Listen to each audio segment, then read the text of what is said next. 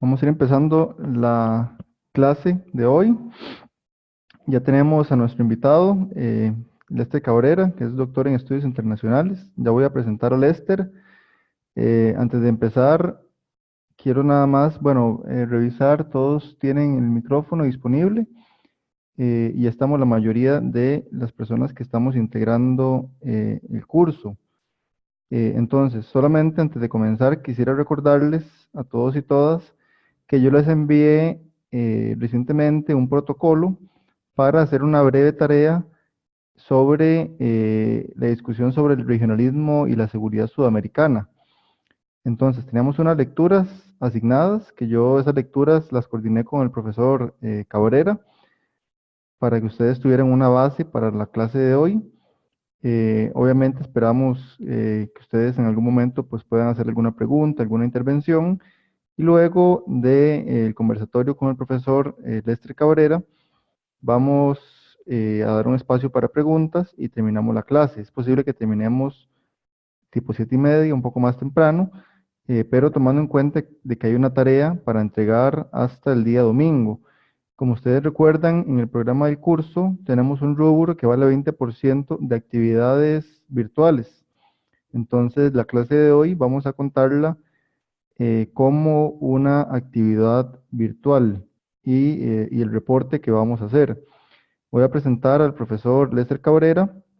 Él les va a saludar y luego les voy a dar un breve espacio para que ustedes se presenten con él y luego vamos a empezar el conversatorio con Lester. Lester fue mi colega en el doctorado en estudios internacionales. El día de ayer defendió su tesis de doctorado. Al igual que yo, Lester es doctor en estudios internacionales y para ustedes y para mí, pues va a ser muy enriquecedor escuchar a Lester porque, como hemos venido hablando en la clase, Costa Rica es un estado que tiene unas particularidades desde el punto de vista de la seguridad al no tener fuerzas armadas. Sin embargo, Lester en su desarrollo profesional y académico ha tenido una vinculación muy activa con las Fuerzas Armadas en países como el Ecuador o en países como Chile. Lester hizo una licenciatura en Ciencias Políticas en la Universidad de Concepción de Chile y luego de esto Lester hizo un diplomado y una maestría en Seguridad y Defensa en la Academia Nacional de Estudios Políticos y Estratégicos del Ministerio de la Defensa Nacional de Chile.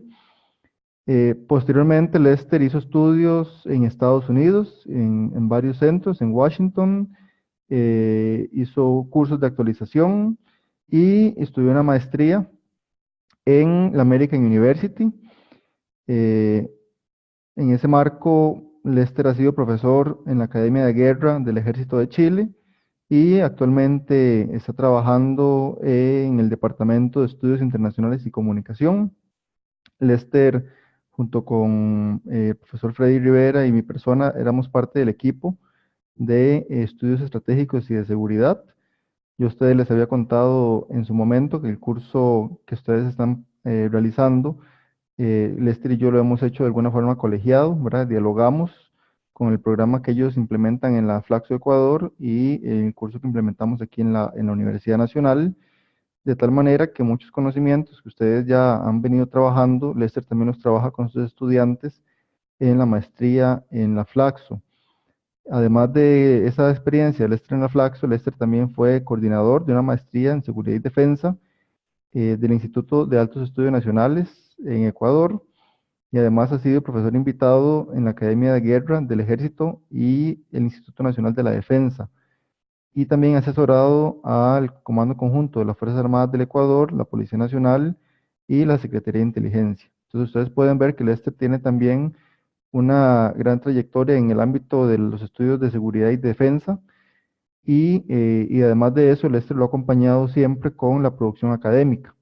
También en esta clase, al principio hicimos una lectura de uno de sus trabajos.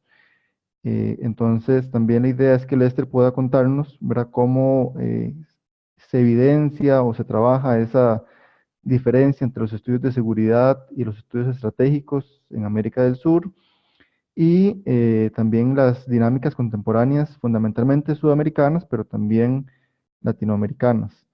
Entonces, tal vez Lester le invito a saludarnos y luego yo le voy a dar la palabra a cada uno de ellos para que ellos se presenten muy brevemente. Habría que activar el micrófono mientras vamos a hacer la intervención. ¿Aló? Adelante. ¿Me escuchan?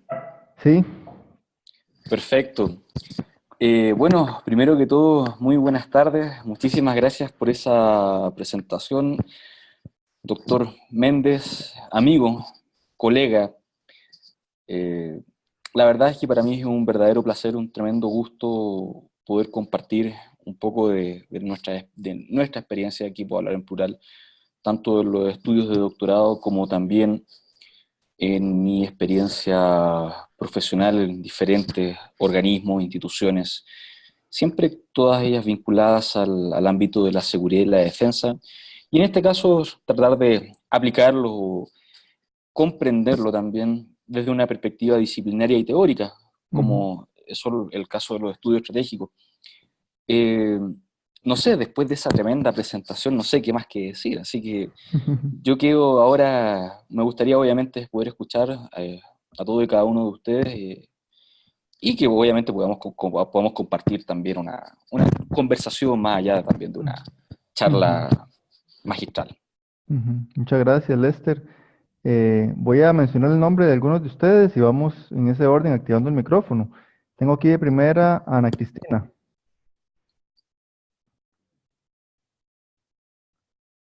Ana Cristina.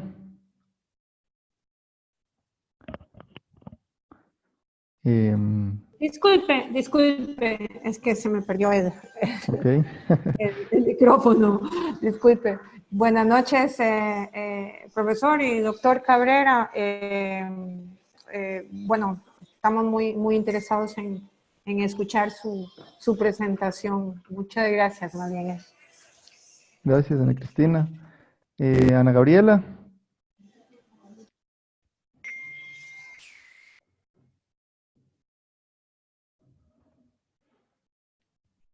Gaby.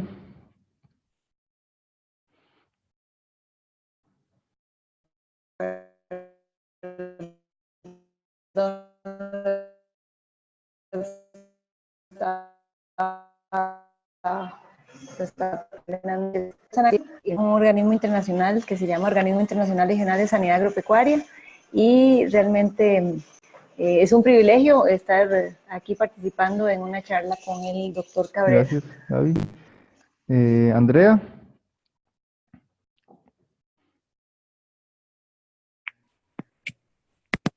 ¿Me escuchan? Sí, te Sí. escuchamos. Bueno, buenas noches.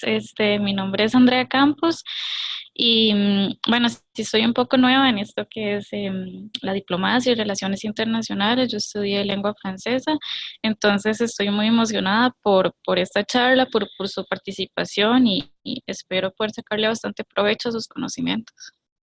Gracias, Andrea. Vamos con Carlos. Hola, buenas tardes. Un gusto también poder estar compartiendo con ustedes nuevamente. Mi nombre es Carlos. Yo soy, bueno, sí, soy parte de la disciplina de las relaciones internacionales de la Universidad de El Salvador y pues recientemente incorporándome a la maestría acá en la Universidad Nacional de Costa Rica y tratando de aprovechar estas oportunidades de poder compartir con todos los espacios que acá se nos permiten. Muchas gracias, Carlos. Vamos con Elgin.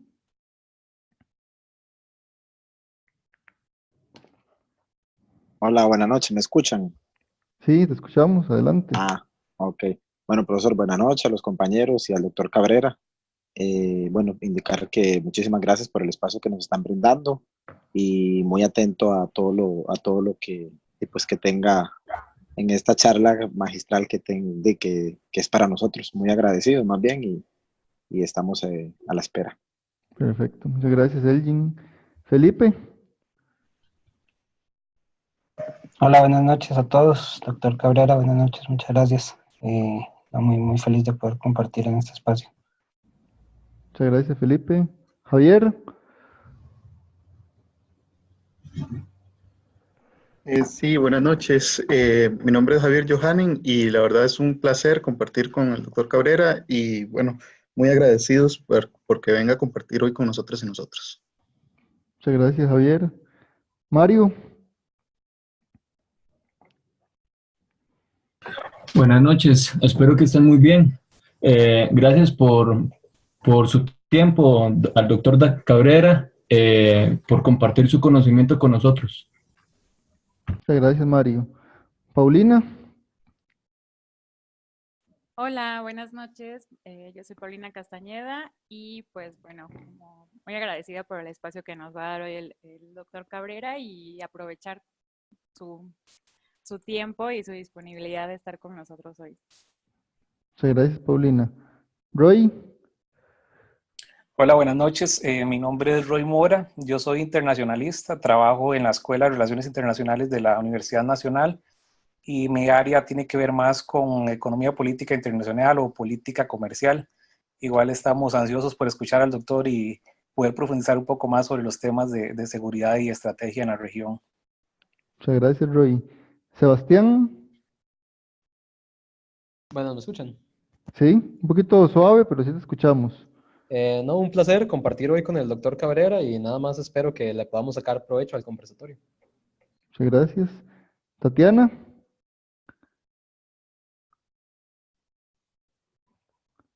Hola, buenas tardes. Mucho gusto. Yo soy Tatiana Chacón y ¿qué estamos diciendo? Lo que hacemos. Soy comunicadora, trabajo en la Organización Internacional de las Migraciones. Para mí específicamente este curso ha sido una experiencia muy interesante porque creo que era el que tenía menos interés y menos expectativas, para ser sincera, pero una vez entrando en materia, me ha gustado mucho porque he tenido la posibilidad, me ha abierto como una perspectiva de análisis que no conocía y me parece que es un tema muy actual, muy interesante y que se puede aplicar a los diferentes retos de los estados alrededor del mundo. Entonces, me ha parecido muy interesante y específicamente el tema de hoy me parece muy importante porque está focalizado en la región. Entonces, creo que eso nos puede ayudar muchísimo. Entonces, mucho gusto y cualquier cosa ahí vamos a estar preguntando. Gracias. perfecto. Muchas gracias, Tatiana. Sandra,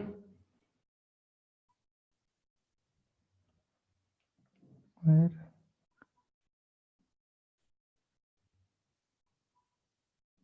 ¿Me escuchan? sí, Buenas noches, ¿cómo están, profesor, doctor Cabrera y compañeros?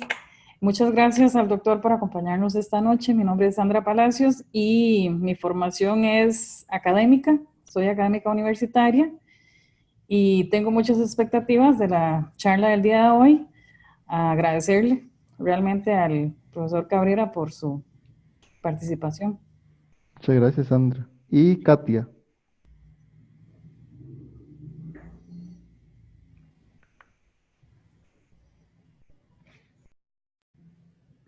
Buenas noches. buenas noches, Katia. Sí, muy bienvenido, doctor Cabrera, y un placer. Y muchas gracias por acceder a compartir con nosotros este espacio que no tengo duda de que va a ser bastante valioso y los aportes suyos bastante. Muchas, muchas gracias, Katia.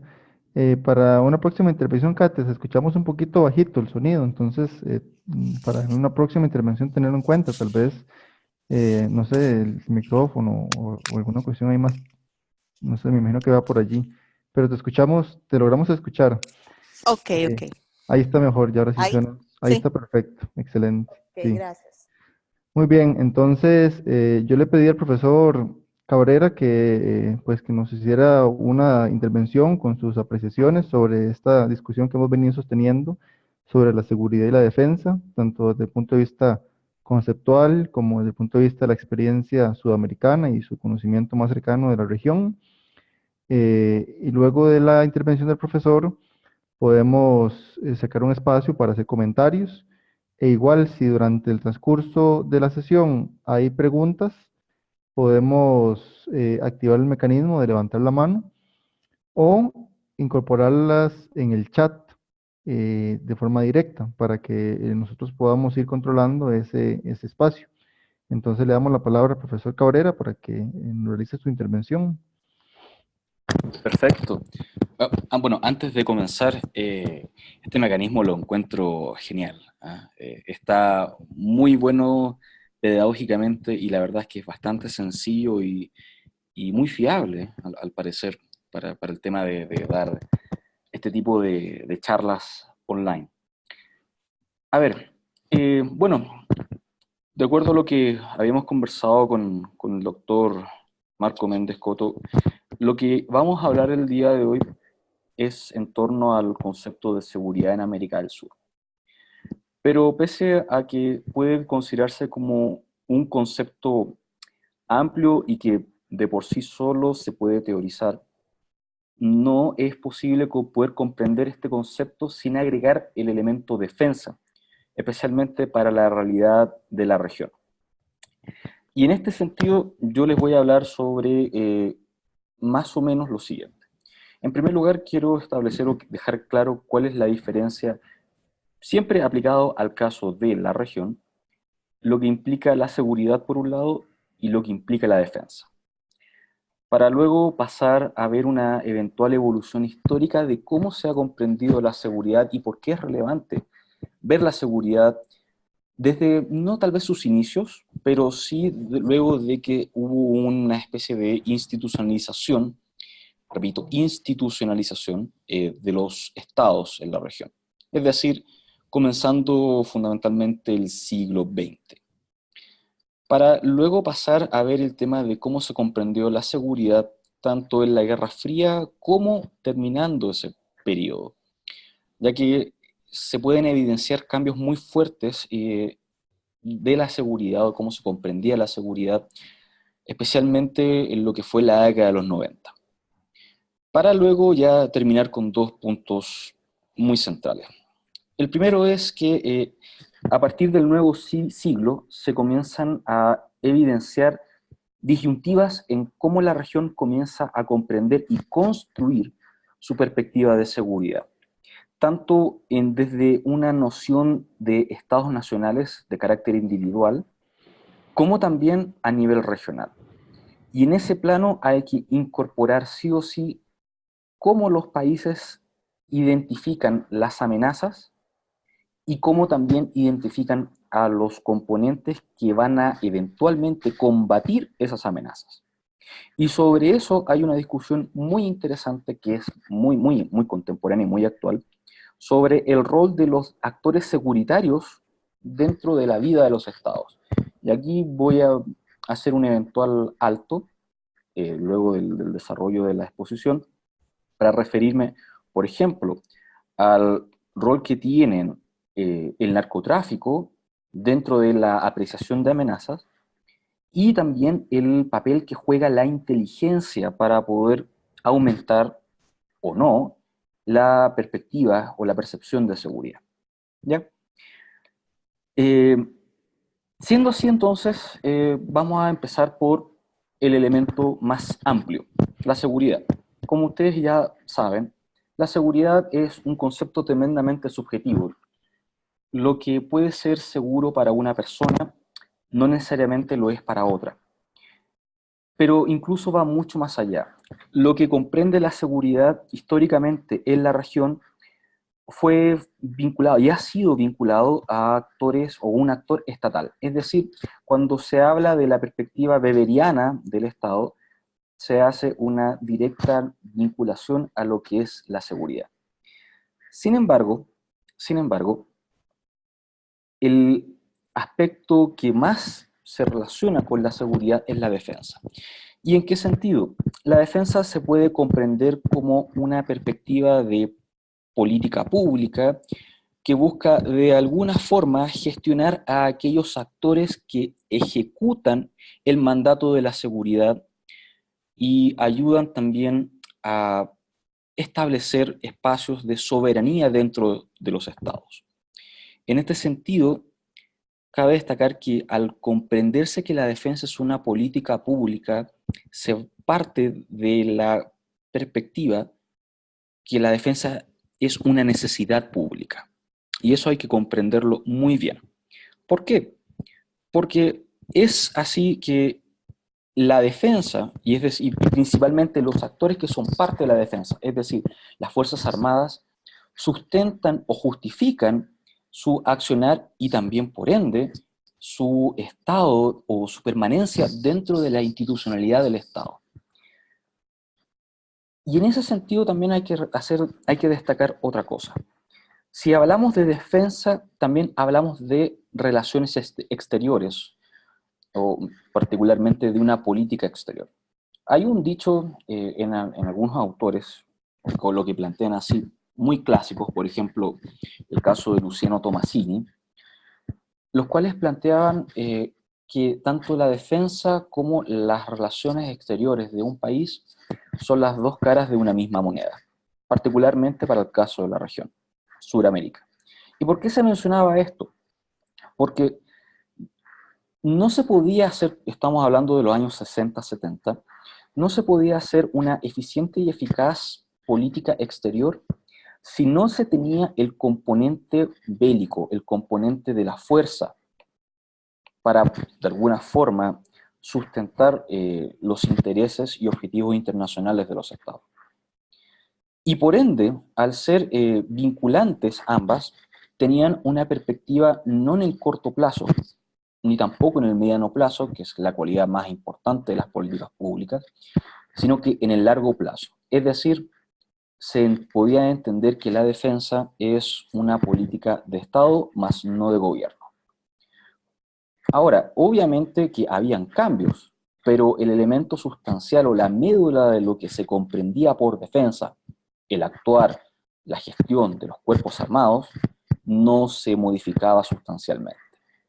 Ahora, en ese caso, cabe destacar también un hecho no menor, y es que históricamente los estados en la región, repito, en Sudamérica, se conformaron a partir de las guerras. Es decir, las actuales fronteras que hoy por hoy hay, por ejemplo, entre Perú y Ecuador, entre Argentina y Paraguay, o entre Chile y Bolivia, fueron parte de conflictos bélicos que se sostuvieron principalmente en la segunda mitad del siglo XIX. Por lo tanto, realmente la perspectiva de la defensa, repito, la gestión de los cuerpos armados, estuvo muy fuertemente vinculada a la conformación de las fronteras de los actuales estados nacionales que hay en la región. Si ustedes lo llevan a aquel contexto histórico, el poder e influencia que tenían los cuerpos armados dentro de la institucionalidad del Estado por aquellos años era enorme. Es más, si uno evidencia de alguna forma históricamente cuál ha sido el actuar de las Fuerzas Armadas en la región, los golpes de Estado se han dado casi de manera exclusiva, no por el hecho de tener una ideología en contra de las Fuerzas Armadas, sino que simplemente por el hecho de que tenían un protagonismo bajo o se les estaba relegando a un segundo plano dentro de la construcción de la institucionalidad. Cuando se habla de protagonismo bajo, se hace referencia a que no se les daba las herramientas para que ellos pudiesen cumplir con sus objetivos básicos, principalmente presupuesto. Ahora, si vemos también otra cosa, es decir, cuál era el actor básico por aquellos años, repito, comienzos del siglo XX, el elemento sustancial de las Fuerzas Armadas no solamente era la protección del Estado considerando un eventual ataque de carácter convencional, es decir, de otro Estado a su soberanía, sino que también el mismo hecho de establecer soberanía. ¿A qué voy con esto? Si nos ponemos el caso de países que tienen un amplio territorio, como es, por ejemplo, Argentina, Brasil, o que poseen una geografía que es, como se ha escuchado, a ver si se ha leído, loca, es decir, que combinan selva amazónica, desiertos, cordillera y mar, como es el caso, por ejemplo, de Perú, Ecuador, o un país que es el más largo del mundo, que es Chile, las Fuerzas Armadas era el primer, para muchas áreas que eran aisladas, el único elemento sobre el cual el Estado tenía una vinculación y hacía valer su potestad.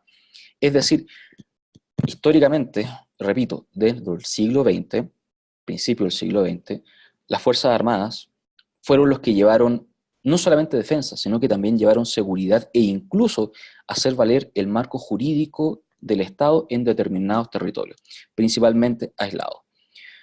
Si eso lo llevamos a una comprensión un poquito más compleja, podemos evidenciar de que el Estado muchas veces se constituyó en dichas zonas sobre la base de las Fuerzas Armadas y no al revés.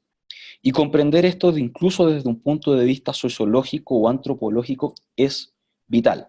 ¿Por qué? Porque si ustedes ven hasta el día de hoy, las principales instituciones que tienen el nivel de aprobación alto en la región son, por supuesto, la Iglesia Católica y las Fuerzas Armadas, a diferencia de otras como por ejemplo los partidos políticos, los congresos o las asambleas, que tienen las aprobaciones más bajas en cuanto a credibilidad y confianza. Y sobre eso es que de alguna forma las Fuerzas Armadas comenzaron a tener mucho poder. Repito, el tema de la seguridad históricamente fue llevado por las Fuerzas Armadas. Fue a partir de la segunda mitad del siglo XX donde las policías se comenzaron realmente a institucionalizar. Cabe destacar que casi todas las policías de la región tuvieron como base, como raíz, las Fuerzas Armadas. ¿Ya? La Policía Nacional del Ecuador, por ejemplo, nació como una cápite de investigación de parte del Ejército Nacional. En el caso peruano fue exactamente lo mismo, y así sucesivamente. Por lo tanto, la noción de seguridad y defensa ya desde por aquellos años tenía una vinculación tremendamente fuerte e incluso no se podían separar. Sin embargo, fue producto de la Segunda Guerra Mundial y el alineamiento con Estados Unidos y después el proceso de la Guerra Fría, donde se comienza a visibilizar que la seguridad era una cosa y la defensa era otra cosa. ¿Por qué? Porque al hablar de seguridad y hablar de defensa eran, ya comenzando aquellos años, segunda mitad del siglo XX, un elemento que tenía un grado de profesionalización diferente. ¿Y qué es lo que se hace mención, cuando se hace mención a la profesionalización? ¿Qué quiere decir esto? Que en el fondo, tanto la seguridad o los cuerpos que tenían a cargo la seguridad, particularmente al interior del Estado, seguridad más vinculado al tema de seguridad ciudadana, versus aquellos cuerpos que tenían la misión de la defensa del Estado, la defensa nacional, tenían diferencias sustanciales en principalmente tres aspectos. El primero de ellos es el campo de acción, donde cada uno de ellos actúa. La seguridad o los cuerpos seguritarios actúan principalmente en el ámbito interno, al interior de las fronteras del Estado, y cuando había un conflicto bélico, una guerra, podían ser utilizadas también para el ámbito o la defensa externa. Mientras que los cuerpos asociados a la defensa tenían su accionar principalmente hacia afuera, es decir, la protección de la integridad territorial de un Estado y después la perspectiva de la disuasión. Vinculado con esto es que se establece la segunda diferencia, la doctrina. Cuando se habla de doctrina, los cuerpos de seguridad versus los cuerpos de la defensa, se establecen diferencias en cuanto a la cultura, tanto institucional como organizacional, que cada uno de ellos posee. Cuando se habla de doctrina, se hace una referencia a cómo estos cuerpos de seguridad o defensa actúan y ejecutan sus acciones tanto en el corto, mediano y largo plazo, vinculados a una especie de pensamiento que estos cuerpos mantienen. Las doctrinas se pueden evidenciar, y cambios doctrinarios y diferencias doctrinarias se pueden evidenciar hasta el día de hoy. No solamente entre cuerpos de seguridad y cuerpos de defensa, sino que también entre cuerpos de defensa y de seguridad de un Estado con otro Estado. Y el tercer gran punto son los medios. Los medios para poder ejecutar la seguridad o la defensa. Las policías no necesitaban, por aquellos años, de aviones a reacción o de tanques, cosa que sí comenzaron a necesitar los cuerpos relacionados a la defensa. E incluso hasta el día de hoy existe la nomenclatura dentro de determinados cuerpos, y si no me equivoco, esto está visibilizado y regulado por el derecho internacional como armamento ligero o armamento no letal. Bueno, ¿se imaginan ustedes un ejército que posea armamento no letal? La verdad es que no se ve adecuado, no se ve una relación. ¿Por qué? Porque justamente si los ejércitos están considerados para, en primer lugar, pelear una guerra, o combatir en una guerra, tienen que tener armamento, si no disuasivo, que de alguna u otra forma empareje la relación en cuanto a los medios de ataque o de defensa. Diferente del caso cuando se ocupan los ejércitos o los diferentes cuerpos de la defensa para otro tipo de tareas como son las misiones de paz. Y ahí sí también hay otro tipo de regulación. Sin embargo, yo no me imagino, y ustedes no sé si se imaginan, a un policía con un tanque o algún avión de reacción como un F-16 o un MiG. Eso es absolutamente improbable y para poder brindar seguridad ciudadana no se requiere aquello. Por lo tanto, la tercera gran diferencia son dentro de los cuerpos de seguridad y los de defensa, fundamentalmente desde la segunda mitad del siglo XX, los medios con los cuales ocupan.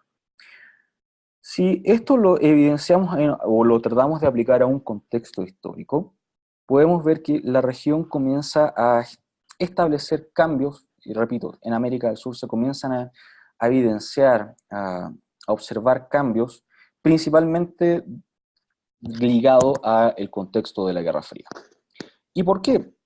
Porque de alguna u otra forma, el alineamiento que hubo con Estados Unidos o durante la Segunda Guerra Mundial, cabe destacar, y aquí les hago un paréntesis, todos los países de la región, en América del Sur, fueron parte de Naciones Unidas en sus inicios. Y para poder ser parte de Naciones Unidas, Estados Unidos les señaló a los países a los 10 países latinos, sin considerar las 2 colonias que hay en América del Sur, una condición. Y esa condición fue que antes de que terminase la Segunda Guerra Mundial, le declarasen oficialmente la guerra a alguno de los países del eje. Se querían ser parte de Naciones Unidas. Por ejemplo, Chile, Perú y Ecuador le declararon la guerra al Japón si no me equivoco, en marzo o abril del año 1945. Es decir, cuando Japón estaba prácticamente aislado y casi totalmente derrotado. Esto puede ser incluso cómico. Sin embargo, trajo como consecuencia un alineamiento directo con las políticas de Estados Unidos por aquellos años. Y esto se comienza a evidenciar con mayor fuerza durante la Guerra Fría, y posteriormente no por el hecho de que haya un conflicto bipolar, sino por algo que se llamó la Revolución Cubana. Y la Revolución Cubana, como ustedes saben, tuvo una tremenda influencia en la región, no solamente por el hecho de exportar o evidenciar un modelo político que estaba fuera de ese alineamiento establecido por Estados Unidos, sino que también por un tema doctrinario vinculado a lo que es seguridad y defensa. ¿En qué sentido? De que Cuba, o gracias a Cuba, la perspectiva de una guerra de carácter irregular comenzó a hacerse cada vez más fuerza, empezó a tener cada vez más fuerza y a hacerse más palpable. Cuando me hago referencia a la guerra irregular, se vincula principalmente a una perspectiva que va más allá de la noción de ejércitos clásicos. Es decir, guerra de guerrillas. Tal vez el principal ejemplo en la historia fue lo que sucedió en Vietnam, ¿ya? Entre el Vietcong y Estados Unidos. Sin embargo, cabe destacar de que la perspectiva ideológica fue la que, vinculada con esa noción doctrinaria, fue la que más pesó.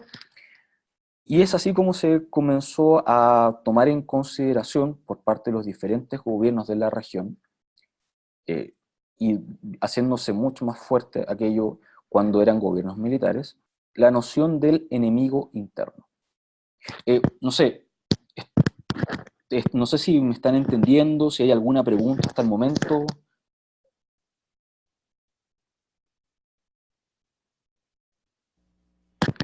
Ellos conocen un mecanismo para levantar la mano, entonces también podríamos aprovechar eso. Si Claro. alguno o alguna tiene una pregunta, podríamos irla incorporando.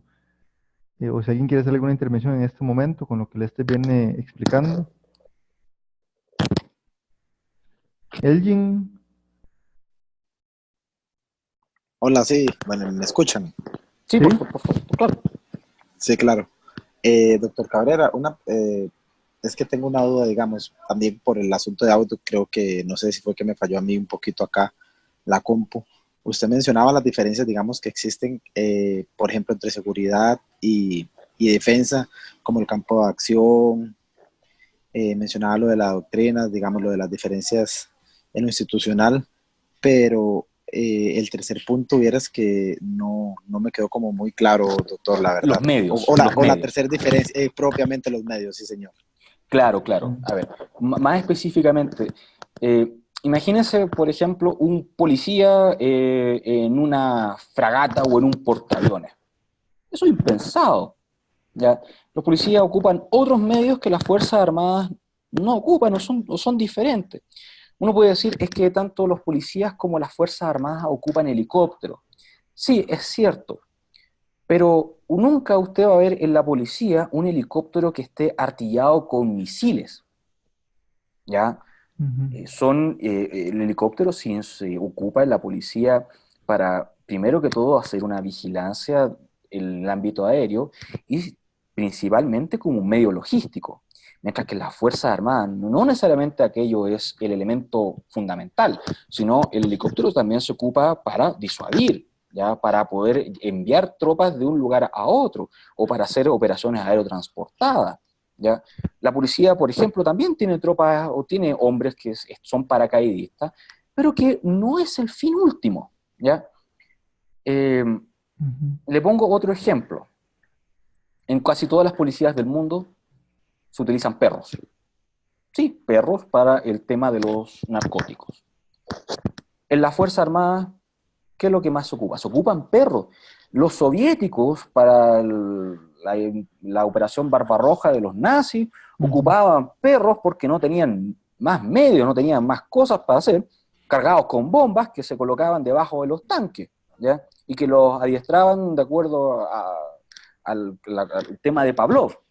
Pero hoy por hoy, que las Fuerzas Armadas ocupen perros cargados con bombas, eso no se ve, ¿ya? Es más, hoy por hoy las Fuerzas Armadas ocupan caballos, pero son eminentemente ceremoniales. Mientras que las policías sí ocupan caballos, que de alguna forma sirven para los disturbios o diferentes cosas. Pero más allá de eso, los medios que ocupan tanto las policías como las Fuerzas Armadas son totalmente diferentes, ¿ya? E incluso, como les mencionaba, hay armamento no letal, ¿ya? O armamento que se ocupa para disturbios. Las Fuerzas Armadas no ocupan ese tipo de armamento, ¿ya? No ocupan bombas lacrimógenas, por ejemplo, ¿ya? Ellos ocupan granadas, ellos ocupan misiles, ¿ya? Y diferentes cosas. No sé si habré contestado con ello la inquietud. Muchas gracias. Sí, señor, muchísimas gracias. Perfecto. Muchas gracias, Lester. Tenemos dos preguntas de Ana Cristina. Primero Ana Cristina y luego Sandra. Luego Lester nos responde y podemos continuar con su intervención. Perfecto. Ana Cristina. Sí, solo dos preguntas también en cuanto a la doctrina, la diferencia también en doctrina. No lo computé completamente, se hablaba de la cultura institucional y otro tema que no lo quería, si tal vez el doctor no lo podría ampliar. Y también me llamó mucho la atención que no lo sabía, lo que usted indicó sobre la declaración de guerra, que es la obligatoriedad de la declaración de guerra de algún país para ser parte de las Naciones Unidas. Eso fue entonces parte, digamos, de la propia instauración, digamos, de la organización. Quizás tal vez me gustaría un poquito Perfecto. escuchar eso, sí. Perfecto. Muchas gracias, Ana Cristina, por esas preguntas. Mire, le voy a comentar un hecho. Dígame, por favor. Tal vez escuchamos a Sandra para redondearla. Ah, por favor, sí. Sí, Sandra, adelante.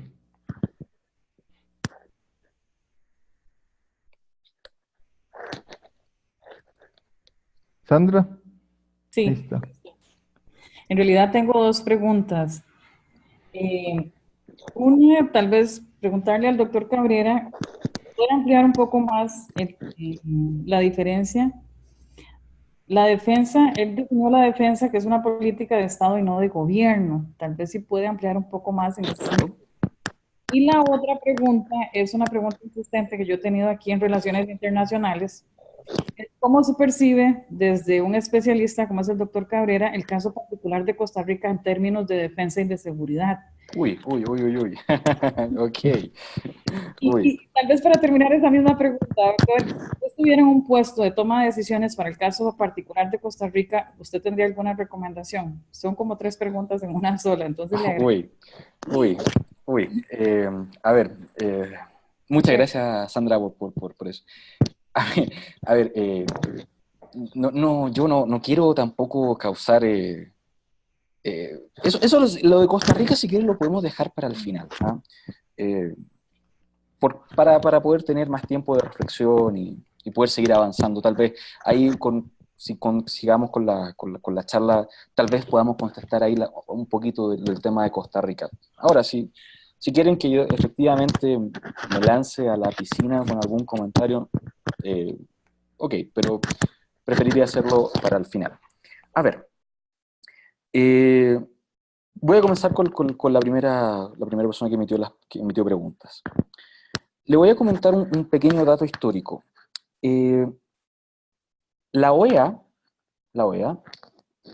nace justamente posterior a la Segunda Guerra Mundial, ¿no es así? Sin embargo, hay un organismo de la OEA que es previo a la misma OEA, pese a que actualmente se adscribe a dicha institucionalidad. Y ese organismo se llama, actualmente, la Junta Interamericana de Defensa, que se creó el año 1942. ¿Por qué estoy mencionando este dato? Porque en la región, y aquí más que región, en el hemisferio, la perspectiva de Estados Unidos como gran potencia se comienza recién a evidenciar a partir del año 43. Sin embargo, ya este país tenía ciertas instituciones que actuaban en pos de determinadas políticas, o en este rigor lo voy a decir abiertamente, alinear las perspectivas de las políticas de Estado con respecto a la conflagración mundial que había por aquellos años. Es decir, si X país apoya, ya sea directa o indirectamente, a uno de los países con los cuales Estados Unidos está en guerra, aquello significaría también no solamente un apremio diplomático, sino que eventualmente una invasión, ¿ya? Pero va más allá. Cabe destacar de que en 1940, antes de que se estableciera oficialmente Naciones Unidas, que hay un debate ahí entre si fue realmente el 44 o el 45, Estados Unidos presionó de manera muy fuerte, sobre todo en lo que es armamento para las Fuerzas Armadas y elementos económicos comerciales para que los países se alinearan, ¿ya? Y eso es un hecho que está tremendamente comprobado. Entonces, que no le cause sorpresa a eso, ¿ya? Cuando muchas veces se habla del patio trasero y la hegemonía que tuvo Estados Unidos en su momento, eso obviamente es comprobable con diferentes datos históricos, ¿ya? Ahora, con respecto al tema doctrinario, a ver, lo voy a plantear de la siguiente manera, para que me puedan comprender un poco más. Cuando se habla de doctrina, se habla de cómo, en estricto rigor, se hacen las cosas, o cómo nosotros, como personas, hacemos las cosas. Y si nosotros le preguntamos a una persona que es un médico, o le preguntamos a alguien que sea un sacerdote, cómo hacen las cosas diariamente, o cómo piensan, o cómo ejecutan ese pensamiento en una acción, vamos a encontrar diferencias. Vamos a encontrar similitudes, por supuesto, pero también vamos a encontrar diferencias. Bueno, el caso de las Fuerzas Armadas es exactamente igual. Por ejemplo, no sé si han escuchado que cada rama de las Fuerzas Armadas y las Fuerzas Armadas en general poseen lo que se denominan valores militares. Que eso ya, si se avanza un poco más, o se complejiza el pensamiento, uno se puede dar cuenta que realmente no existen los valores militares propiamente tal. Pero sin embargo, ellos, como cuerpo, como dentro del espíritu de cuerpo, hacen hincapié en dichos valores, como por ejemplo la lealtad, como por ejemplo la puntualidad, como por ejemplo el orden, como por ejemplo la disciplina. ¿Ya? Repito, esto también nosotros lo podemos encontrar en nuestras vidas, pero ellos lo ensalzan o lo reafirman mucho más, o incluso lo tratan de demostrar que son los valores que los rigen. Pero la cosa va mucho más allá. Si hilamos un poco más fino, nos podemos dar cuenta que la doctrina de las Fuerzas Armadas está asociada a cómo ellos también operan en las guerras. Tienen un lenguaje que no cualquiera puede entender. Estoy hablando aquí del mundo civil. E incluso cómo establecen las comunicaciones entre los diferentes sistemas de armas también es propio de los cuerpos armados. Se estima de que dentro de las Fuerzas Armadas del mundo existen dos grandes perspectivas doctrinarias, lo que se denomina doctrina OTAN y la doctrina rusa, muy vinculada también al ámbito chino. Si nosotros eso lo comparamos con lo que hacen las policías, o cómo actúan las policías, es muy diferente. No solamente por los uniformes, los grados y todo eso, sino que también por la vinculación que las Fuerzas Armadas poseen con la comunidad. Les pongo un ejemplo. La policía está constantemente asociada a lo que es la prevención del delito, la seguridad ciudadana, entre otras cosas. Las cárceles, por lo general, son manejadas por la policía. La policía se vincula frecuentemente a los aparatos de justicia de los países. Las Fuerzas Armadas no. Las Fuerzas Armadas, por lo general, están actuando hoy por hoy en temas muy puntuales, están en sus cuarteles, y cuando se vinculan a la sociedad, si es que no es por un tema de comunicación o de territorio que está aislado, lo hacen en ceremonias a nivel nacional o provincial, regional. Y eso establece también un lenguaje, una cultura de cómo ellos ejecutan y piensan sus acciones. A eso es lo que se denomina doctrina. Y espero con eso ya haber contestado esa perspectiva. Y ya para cerrar, el tema de la política de defensa. A ver, hay que pensar acá de que voy a hacer una referencia directa a un instrumento que comenzó muy fuerte en la década de los 90 y que es un instrumento normativo, no normativo, sino declarativo, y que otorga diferentes lineamientos en las políticas de defensa de los estados. Estos son los denominados libros blancos de la defensa.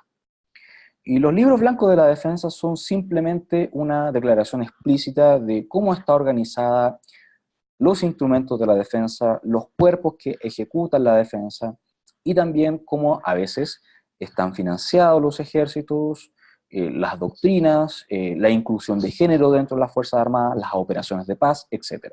¿Ya? Y en ese sentido, cabe destacar de que esos mismos libros establecen que los estados no tienen objetivos solamente de carácter puntual o coyuntural, sino que algunos son objetivos de carácter permanente. Es decir, no importa el gobierno de turno, sino que estos se van a mantener a lo largo de la historia hasta que se cumplan en un determinado grado. Les voy a poner un ejemplo muy actual en América del Sur. La salida al mar de Bolivia. Si ustedes conocen o me pueden decir un solo gobierno de Bolivia que esté en contra de aquello, por favor, le invito cordialmente un vino o un café para que me hable. Pero la verdad indica de que en la historia boliviana eso no ha ocurrido, incluso me puedo aventurar a decir que no va a ocurrir por lo menos en las próximas 2 administraciones, ya sea con Evo Morales o con otro presidente. Y aquí no importa la corriente ideológica, no importa la perspectiva del partido político que tenga o el modelo de desarrollo. Lo que importa acá es el cumplimiento de los objetivos de carácter permanente y es la salida al mar. Y frente a un objetivo de carácter permanente que tiene una condición de reclamación soberana hacia otro Estado, ¿qué es lo que hace el Estado que se ve, entre comillas, afectado? Bueno, establece que la defensa también es una perspectiva que tiene que ser en el largo plazo y que tiene que ser permanente, no importa el gobierno. ¿Qué es lo que puede modificarse de acuerdo a la defensa desde ese punto de vista? Ciertas políticas puntuales, más no el espíritu de la política de la defensa. En cuanto a políticas puntuales, hago referencia a, por ejemplo, los intercambios que pueda tener un ejército con otro ejército a nivel internacional. En términos puntuales, hago referencia a cómo se están financiando las Fuerzas Armadas, ¿ya? No sé si con eso ya habré contestado la pregunta. ¿Ya? El tema de Costa Rica prefiero no hablarlo actualmente. Perfecto. ¿Ya? Muchas gracias. Bueno, estábamos en el tema de la noción del enemigo interno. Y ya para ir redondeando y salir del tema de la Guerra Fría, cabe destacar de que la región comienza a evidenciar lo que se denomina, y ustedes lo saben, el concepto de seguridad nacional. Sin embargo, aquí hay que hacer una referencia.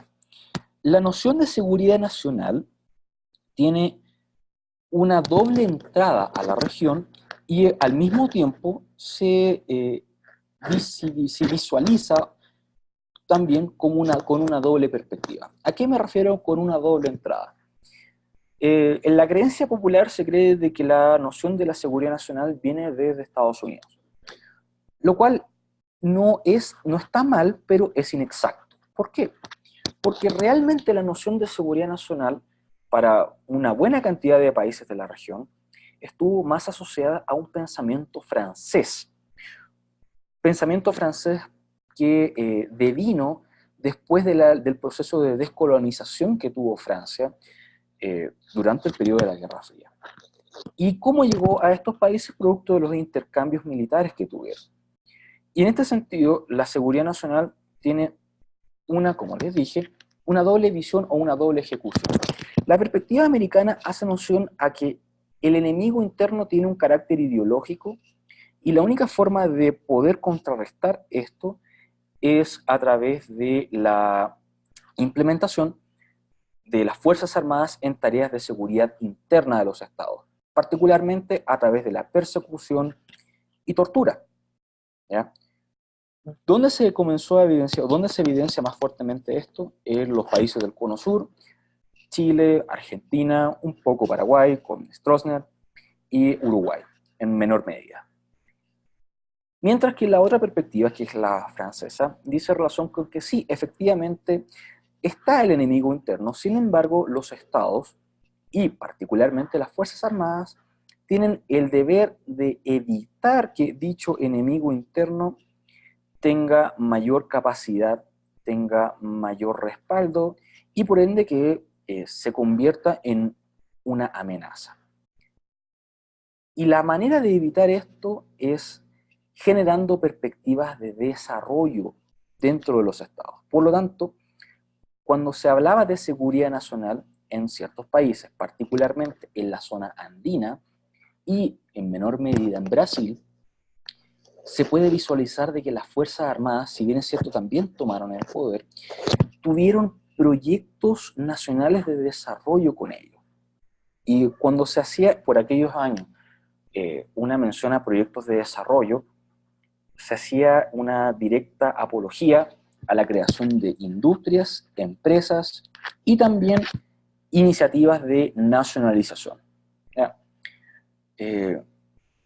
Particularmente, por ejemplo, cuando las Fuerzas Armadas tomaban el poder, ellos hacían y gestionaban empresas de telecomunicaciones por aquellos años, porque lo consideraban que era parte de algo clave para el desarrollo, y particularmente porque las telecomunicaciones o las comunicaciones en general eran consideradas como un elemento estratégico en caso de un eventual conflicto bélico o alzamientos internos.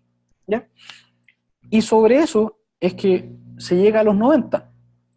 Y en los 90 cabe destacar que se comienzan a visibilizar la irrupción de otros actores y otros procesos que, si bien es cierto, de alguna u otra forma coinciden con el fin de la Guerra Fría, ya se venían dando. En nuevos actores, repito, no es que sean nuevos, sino que se comienzan a visibilizar más fuerte. Hago referencia a actores que van más allá de la perspectiva estatal y que tienen objetivos políticos. Particularmente las FARC en Colombia, y muy fuertemente por la década de los 90, fines de los 80 y la década de los 90, Sendero Luminoso o el movimiento revolucionario Tupac Amaru en Perú. Y en cuanto a los procesos, se evidencian dos. La noción del terrorismo en la región, ¿ya? Particularmente no solamente el tema de las FARC, sino que por lo general se minimiza esto, pero el atentado a la embajada de Israel en Argentina, a la AMIA, durante la década de los 90, el periodo de Menem, y también la toma de la embajada de Japón con saldo de muertos por parte del grupo revolucionario Tupac Amaru en Perú, el año, si mal no recuerdo, 1996 o 1997. Por lo tanto, el terrorismo comienza a visibilizarse como un proceso con el cual se buscaban obtener réditos o objetivos políticos. Pero tal vez el proceso más relevante es el hecho de que durante la década de los 90 se comienza a dar la democratización de la región. Ya para aquellos años no se visibilizaban, no se observaban gobiernos militares. ¿Ya?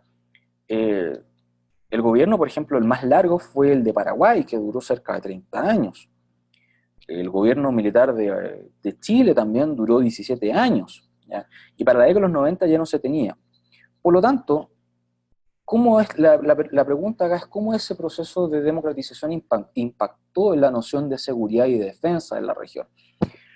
Lo cierto es que cuando los militares tuvieron el poder, dejaron anclados muchos elementos que hacia su potestad. Por ejemplo, en las constituciones de aquellos años, era muy recurrente que se establecía a las Fuerzas Armadas, y ustedes como gran mayoría son costarricenses, o si es que no todos, esto lo podrán incluso encontrar sui generis. Pero para aquellos años las constituciones establecían, para los países de la región, que los garantes de la democracia eran las Fuerzas Armadas, lo cual sonaba incluso tragicómico, tomando en cuenta que las Fuerzas Armadas fueron los entes que vulneraron la democracia. ¿Ya?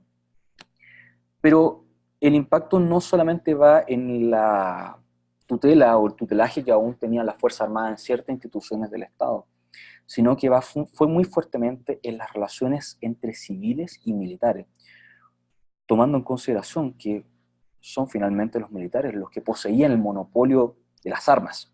¿Ya? Y por lo tanto, nuevamente podrían derrocar o sacar a un gobierno legítimamente electo o democráticamente electo. Por lo tanto, la relación que hubo entre Fuerzas Armadas y el ámbito político civil tuvo, como así decir, un impacto en la noción de seguridad. ¿En qué sentido? De que si es que antes había una perspectiva casi homogénea, repito, a mediados del siglo XX, entre lo que se comprendía como seguridad y defensa, se estableció la necesidad de separar claramente los ámbitos de acción. Es decir, Fuerzas Armadas en la gran parte de los países de la región que tuvieron gobiernos militares, con una perspectiva de seguridad nacional que iba en contra de la población, se estableció que los militares tenían que estar en sus cuarteles y simplemente tenían que cumplir las órdenes del Estado o del gobierno en ese entonces, vinculadas a o elementos de desarrollo nacional, es decir, integración fundamentalmente, y la perspectiva de la defensa nacional, defensa externa. Mientras que para el ámbito interno no podían intervenir. ¿Quiénes intervenían? Los grupos que se encargaban de la seguridad, particularmente en el ámbito ciudadano. Y eso ustedes lo pueden evidenciar hoy por hoy muy fuertemente en países tales como Brasil, Argentina, Chile y Perú. Cosa que en el nuevo siglo comenzó a cambiar. ¿Por qué? Porque se comenzó a implementar un nuevo discurso, que realmente no era tan nuevo, que era el de las nuevas amenazas. ¿Y por qué digo que no era tan nuevo? Porque si ustedes ven a lo largo de la historia, el terrorismo, como tal, existe o se cataloga desde la época de los romanos, ¿ya? E incluso un poquito más atrás. ¿Qué tan nuevo tienen los terremotos? ¿Qué tan nuevo tienen las erupciones volcánicas? Los maremotos. Realmente no tiene nada de nuevo eso. Pero ¿qué es lo que es realmente lo nuevo? Puede ser, y por aquellos años ya se comenzaba a conseguir en el nuevo siglo, el impacto social que los mismos poseen. Particularmente a través de la influencia de los medios de comunicación. Y en ese sentido, la región comienza a evidenciar nuevamente, pese a que hubo esa separación muy fuerte en la década de los 90, entre seguridad y defensa, a partir del nuevo siglo se da un proceso de que muchos países comienzan a evidenciar que no estaba tan clara esa diferencia. Y esa diferencia, y repito, en esos países donde la perspectiva de seguridad nacional no fue en contra de la sociedad, sino que fue mucho más vinculada al ámbito de desarrollo, por el impacto de estas nuevas amenazas.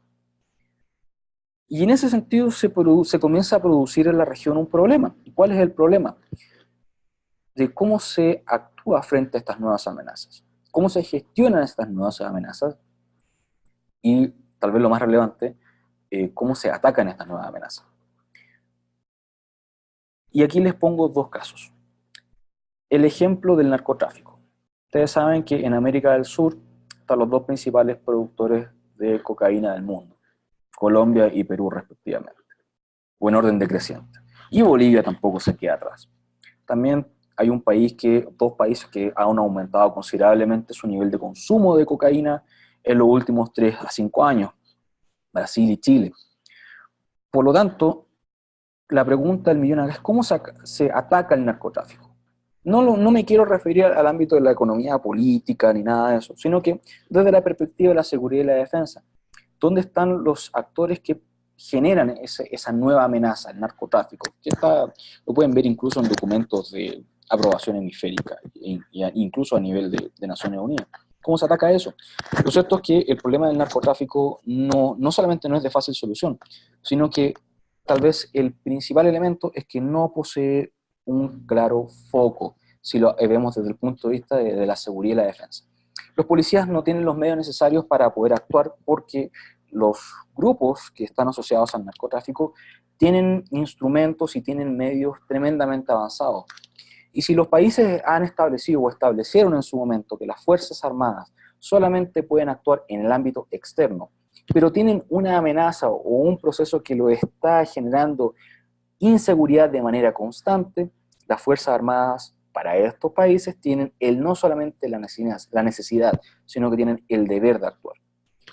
Pero la doctrina nuevamente tiene un problema, es decir, los narcotraficantes no se les puede atacar ni con fragatas, ni con submarinos, ni con aviones a reacción como el F-22 o un Sukhoi o un MiG. Hay que tener nuevos medios u otros medios para poder hacer eso. Y tal vez el otro problema en cuanto a las implicancias de las discusiones entre seguridad y defensa se asocia a lo que es inteligencia. Si nosotros vemos históricamente en los países de la región, la inteligencia ha estado asociada principalmente a poder conocer cómo va a actuar mi enemigo convencional en el ámbito externo.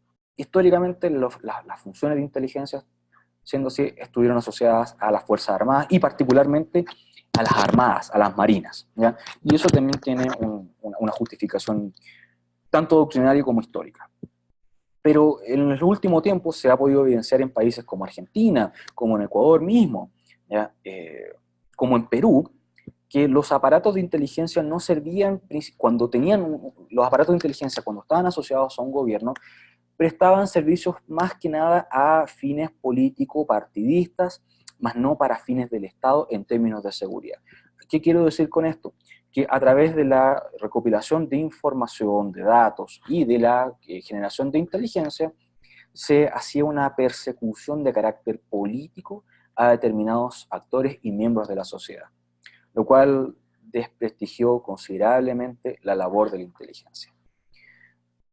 Aquí voy con esto, que de alguna forma la noción de seguridad o cómo se aplica no solamente puede comprenderse hoy por hoy desde la perspectiva de el actor seguritario, llámese policía, o miembros de las Fuerzas Armadas, sino que también hay otros actores y otros procesos que cada vez intervienen mucho más dentro del tema de la noción de seguridad y la noción de defensa.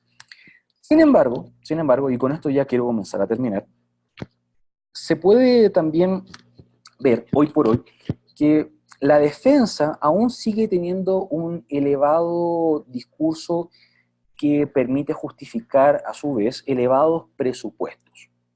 Presupuesto en sentido de financiamiento, ¿ya? ¿Por qué? Porque aún en la región se observan temas territoriales de carácter pendiente. Les pongo dos ejemplos o tres ejemplos muy puntuales, ¿ya? El caso de Chile con Bolivia, ¿ya? O el caso de Venezuela con Guyana, o el caso que aún existe pendiente entre Perú y Colombia. Lo cierto es que existan temas territoriales pendientes vinculados a una noción doctrinaria donde las Fuerzas Armadas aún poseen mucho poder e influencia en el aparato político, genera una especie de comportamiento, genera una especie de atribución de las Fuerzas Armadas para poder justificar y mantener elevados gastos, pese a que no se utilicen los medios, producto de una noción doctrinaria que deviene de la disuasión. E incluso si se considera en la región cómo se han resuelto conflictos territoriales desde el año 1998 a la fecha, todos ellos, casi sin excepción, sí, efectivamente, todos ellos sin excepción, han sido resueltos a través de mecanismos pacíficos de resolución de controversia. Pero sin embargo las Fuerzas Armadas aquello no lo consideran.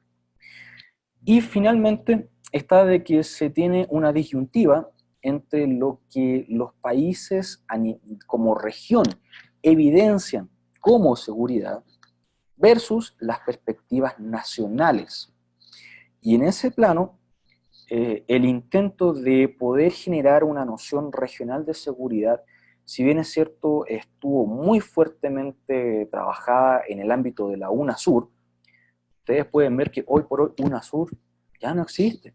E incluso se están planteando otros instrumentos regionales para discutir estos temas, como por ejemplo el caso de PROSUR, ¿ya? Que tiene una vinculación más que nada ideológica. Pero incluso va más allá. Dentro del seno de UNASUR, dentro de las discusiones que hubo en UNASUR, en las diferentes comisiones, o los comités mejor dicho, consejos, se podía también ver que los países tenían una perspectiva diferente de lo que comprendían ellos por seguridad y por defensa. Les pongo particularmente dos casos. Para Colombia, la vinculación entre seguridad y defensa es clave. Es decir, ellos tienen un problema interno y no pueden disociar defensa y seguridad. Es más, la Policía Nacional del Ecuador, de Colombia, está asociada no a un Ministerio del Interior, sino que al Ministerio de Defensa. Y al estar asociada al Ministerio de Defensa tiene una directa relación, no solamente orgánica, sino que también a nivel doctrinario, con los cuerpos que son parte de las Fuerzas Armadas, ¿ya? En uno de los operativos, por ejemplo, que se hacen en contra de las FARC, no los dirige la policía, los dirige las Fuerzas Armadas, ¿ya? Mientras hay otros países, como por ejemplo el caso de Chile, que establece claramente que las Fuerzas Armadas no pueden intervenir en tareas de seguridad interna, lo cual se justifica o se argumenta producto del pasado violento que tuvo Chile, producto del gobierno militar o del tema Pinochet. Pero solamente se hacen excepciones, en el caso chileno, cuando hay alguna catástrofe natural o cuando hay estados de excepción. Sin embargo, eso sigue siendo, como se menciona en el nombre, una excepción. Bien, yo con eso creo que, no sé si me pasé un poco en el tiempo, creo que eran 40 minutos. Yo espero haber cumplido con los objetivos y ahora quedo totalmente dispuesto y abierto a contestar inquietudes, preguntas o comentarios. Y nuevamente desde ya, muchísimas gracias. Muchas gracias, Lester, por sus valiosos aportes y por todas las ideas que nos comparte. Yo les pedí a los y las estudiantes que pensaran ideas o que tuvieran preguntas. Entonces vamos a aprovechar este espacio tipo conversatorio para que ellos y ellas puedan hacer comentarios, preguntas o algunas dudas. Lo que vamos a hacer es activar el mecanismo de levantar la mano y yo voy haciendo el control de la palabra y si hay varias preguntas hacemos una ronda y allí vamos avanzando. Perfecto. Entonces, vamos a empezar con Roy y luego con Javier.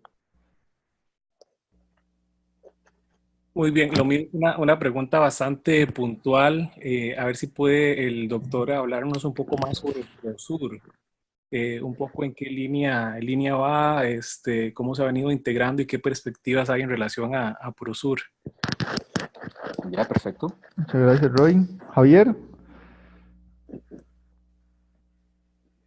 Sí, la verdad era exactamente la misma consulta que Roy. Ok. Carlos. Sí, yo tengo dos preguntas. Una es un tanto puntual también. Si existiría algún ejemplo en la región de algún estado o país que haya podido manejar estas nuevas amenazas de una forma eficiente, por decirlo así. Y la otra sería, bueno, que entiendo más bien que las necesidades han jugado un elemento importante en lo que se percibe como amenaza o seguridad en la región. En ese marco, podría existir alguna probabilidad de generar o retomar algún marco que vincule la percepción de estos conceptos en la región. Muy bien. Y escuchamos a Katy para que el profesor Cabrera nos dé sus intervenciones y luego continuamos. Katy, adelante. Aló. Sí, hola. Sí, eran dos. Era la de que ya la dijo el compañero Roy, la de, ¿verdad? La de PROSUR. Y otra es, ¿qué elementos? Porque él mencionó algo que para mí siempre ha sido muy preocupante, que estamos hablando de lo que es el narcotráfico. ¿Qué elementos se pueden o se utilizan? Él decía que no se puede, digamos, el narcotraficante como atacar con misiles, con ese montón de cosas, aparte de la inteligencia, pero ¿en qué momento o cómo se está aplicando este nivel de inteligencia para poder combatir esto? Y desde que lo están haciendo, ¿ha bajado o ha aumentado más bien la situación? Bien, muchas gracias, Katia. Lester, adelante. Perfecto. Bueno, muchas gracias por las preguntas. Voy a tratar de ser muy puntual para poder también dar paso a si es que quedan otras interrogantes. A ver, con respecto a PROSUR, esto es muy nuevo.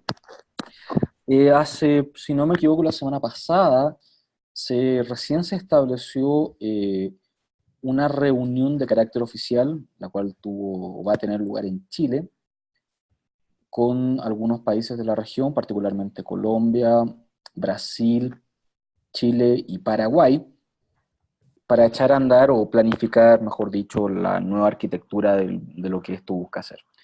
Ahora,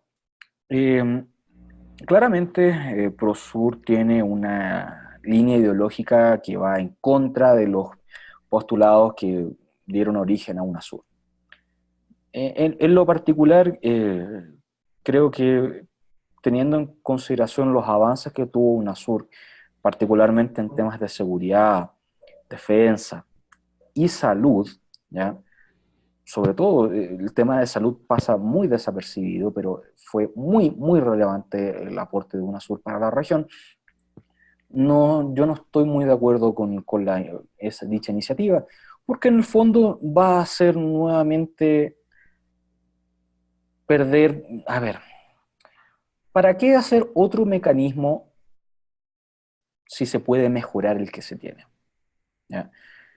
Los esfuerzos, los recursos, los medios que se gastan para echar a andar un mecanismo como Prosur, ¿ya?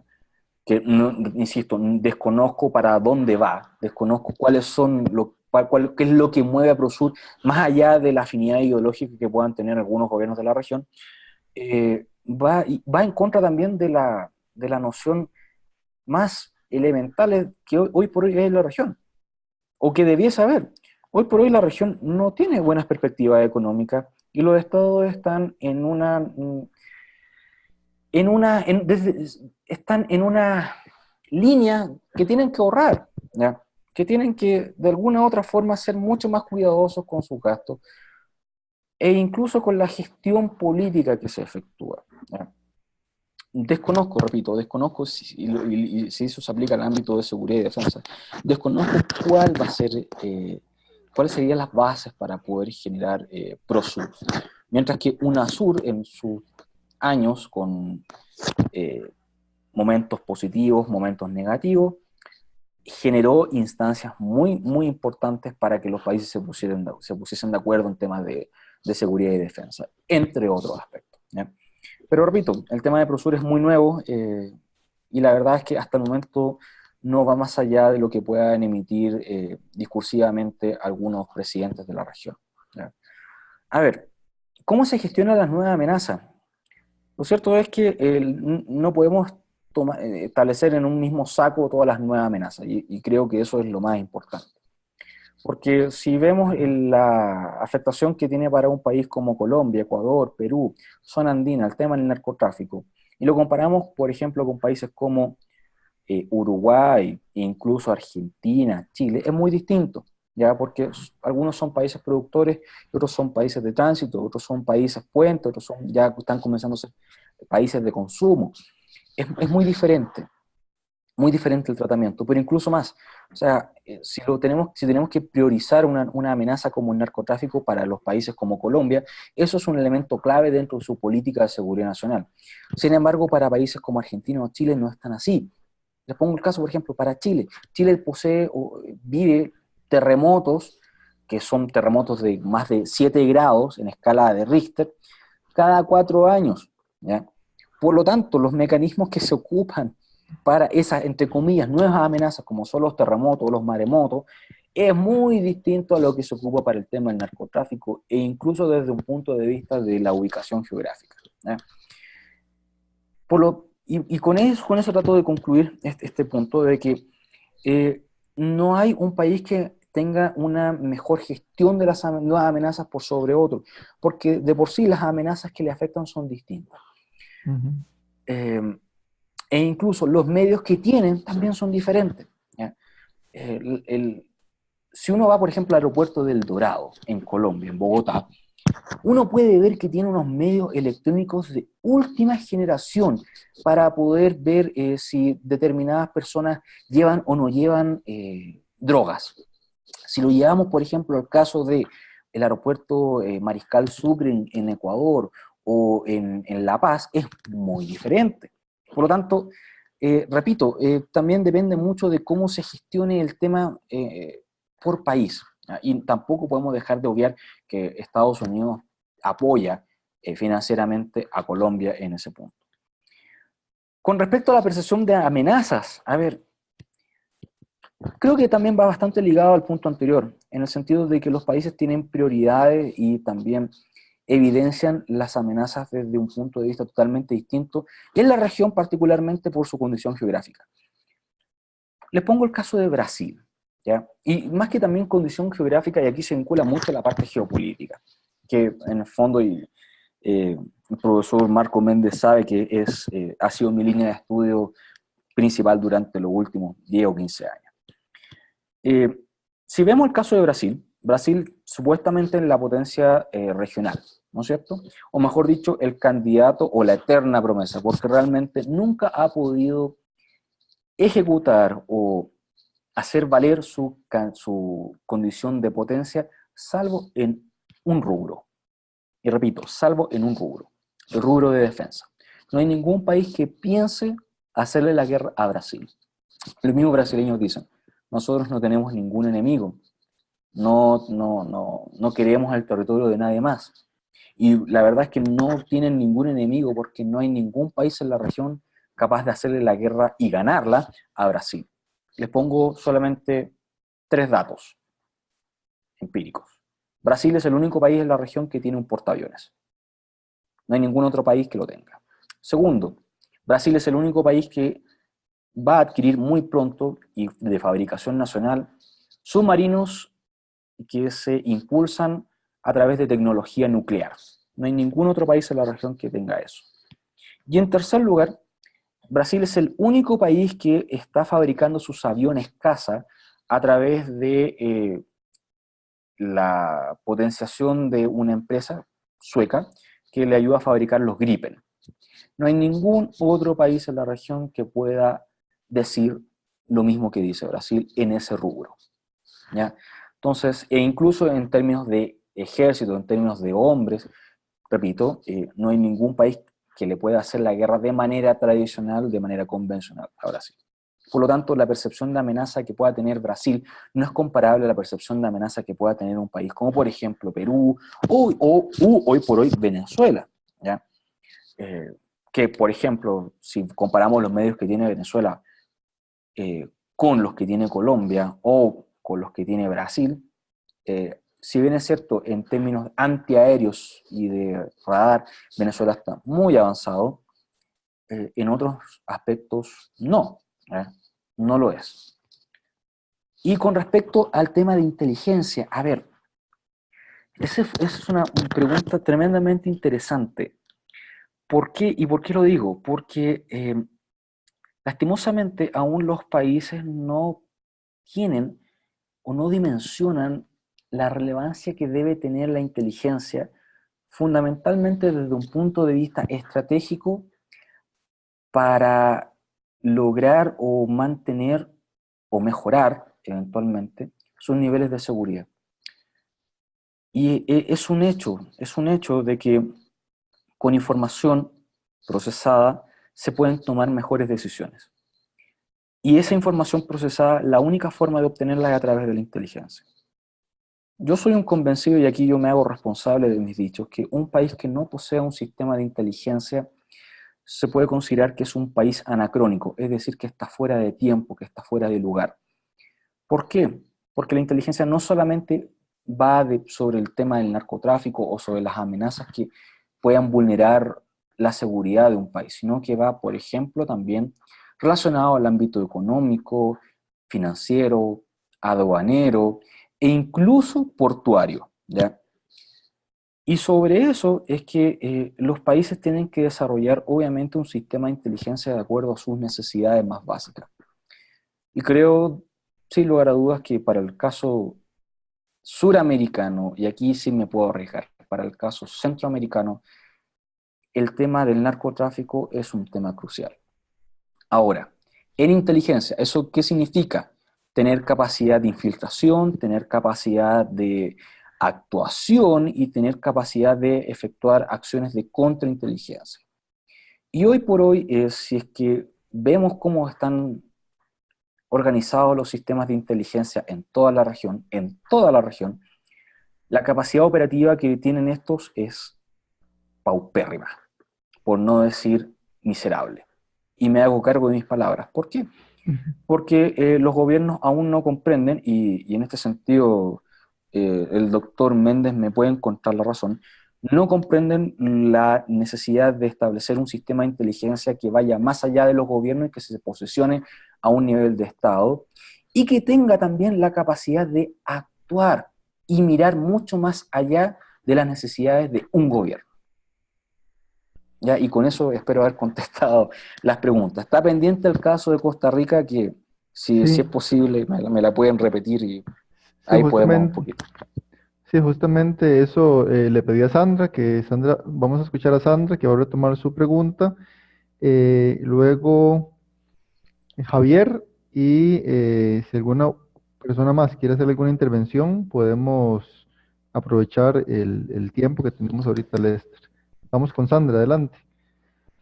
Sí, bueno, doctor Cabrera, impresionante su discurso y la forma de entender lo que ha explicado es súper claro especialmente para los que no somos especialistas en este tema de relaciones internacionales.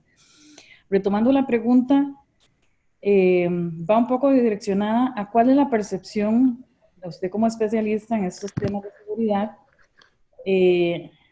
referido a seguridad y defensa. El caso particular de Costa Rica sabemos que es, ¿verdad? Ya lo acaba de indicar, es anacrónico, es muy particular, es diferente. Y espero no comprometerlo con esta otra pregunta, pero si usted estuviera en un puesto de toma de decisiones para el caso de Costa Rica, ¿cuál sería su recomendación? Bien. Muchas Javier. Gracias, Sandra. Javier. Sí, gracias. Es un poco abstracta la pregunta. Es que me llamó la atención pues precisamente todo esto que está pasando pues más que todo con los proyectos de integración regional y lo que incluso el mismo José Antonio Zanabuja llama como una globalización en crisis, porque básicamente dice que no hay un proyecto de integración regional que no esté ahorita siendo bastante cuestionado y con una parálisis política. ¿Qué implicaciones tiene esta situación para términos de la seguridad en América Latina y tal vez puntualmente, para no ser tan abstracto, de Sudamérica? Y si esta situación y el cambio de postura ideológica de los gobiernos hace que una visión más tradicional de las Fuerzas Armadas y de la seguridad y de la competencia entre países de la misma región sea más probable. Muchas gracias, Javier. Y escuchamos a Ana Gabriela.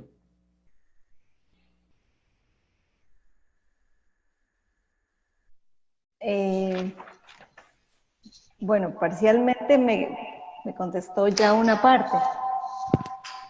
Un segundito. Que era la parte de esto sobre los servicios de inteligencia. Uy, se escucha con eco. Se escucha con eco. Un segundito, voy a quitar el eco.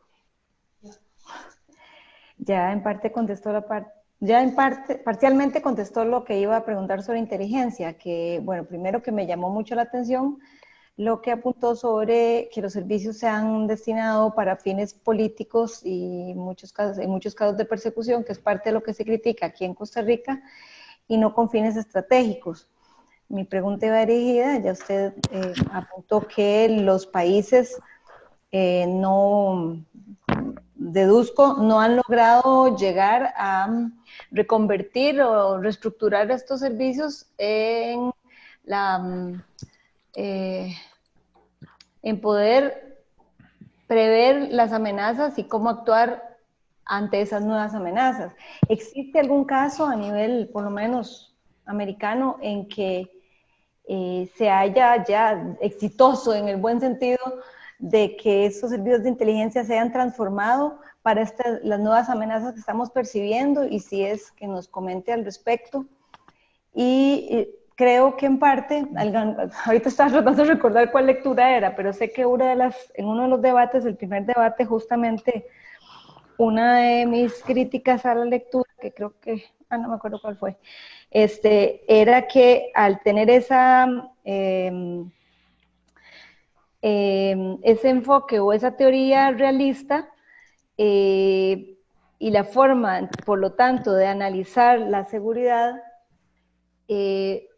precisamente se siguen percibiendo el manejo de las amenazas en formas conservadoras y tradicionalistas, lo cual ha impedido esa transformación de los servicios de inteligencia.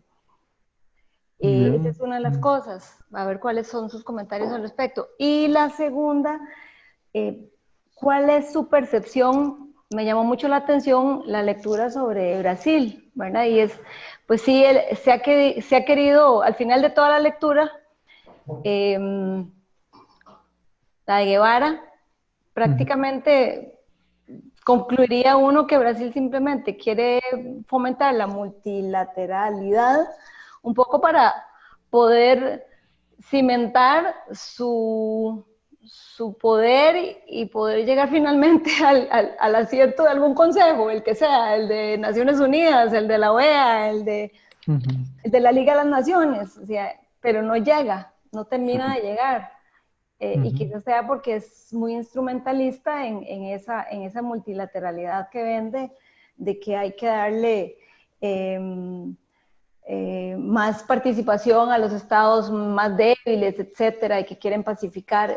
También cuál es su percepción con respecto al rol que juega Brasil en ese tema de la multilateralidad. Muchas gracias, Gaby. Adelante, Lester. A ver, voy a dejar la pregunta de Costa Rica para el final, ¿eh? Y no es por un tema de compromiso y nada, sino que obviamente conozco el caso, pero lo conozco muy someramente, el caso costarricense, si lo comparo, por ejemplo, con sus propias vivencias, y ahí incluso habría que hacer un poquito de etnografía y rastreo de proceso para poder dar una respuesta mucho más argumentada, ¿ya? A ver, para el caso de Brasil, yo quiero comentar algo muy puntual. En América del Sur, el tema de la diplomacia, como les dije en su momento, el tema de la política exterior, es considerado para muchos autores, sobre todo en la década de los 70, 80, una de las dos caras de una moneda, ¿ya? Pero pese a eso, existe algo que es lo que se denomina como la profesionalización del servicio diplomático. ¿Qué quiere decir con esto? Que en el fondo la diplomacia en algunos países, una minoría en la región de América del Sur, ha estado más que nada vinculada a una carrera diplomática. Es decir, las personas que hacen diplomacia se dedican y hacen un trabajo exhaustivo dentro de la administración pública para llegar a los puestos de más alta decisión, es decir, cancilleres.